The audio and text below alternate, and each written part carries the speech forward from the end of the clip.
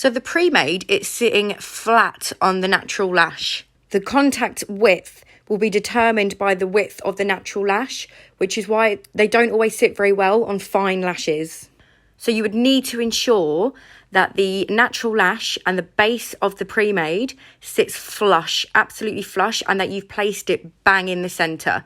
If you accidentally stuck it to the side of the natural lash, you're going to create more weight on one side, and you've got more chance of that Premade coming off or twisting as it grows.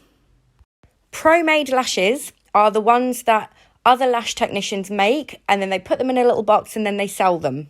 So your lash sets will be determined by the skill of the person that made your Promades. So you might find that the bases can be sometimes a little bit chunky, they're a little bit twisted, they can be a little bit inconsistent, they might not sit on the natural lash very well if it's a twisted base. You might also find that the fan consistency isn't very good. You know, not every fan's going to be the same, like a Premade would be, and they might be a little bit wonky, something like that. You won't be able to make your own sets. They won't be very bespoke. They'll be determined by what that person has made.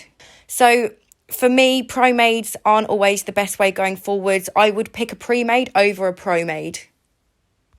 Now, as long as the base of your fans are completely separate, once you hover them over and place them on top of the natural lash, you can give it a little push, sometimes a little wiggle, and you will see how that can wrap around the lash. You can see in the bottom of this picture, it completely wraps itself around the natural lash.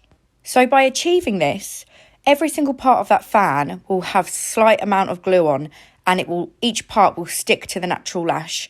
So as long as your client's lashes are really nice and clean, you've got a good glue and you're working in the limits of that glue and all the aftercare has been followed, then there should be no reason for that lash to fall off, and it should grow out until that natural lash is ready to shed out.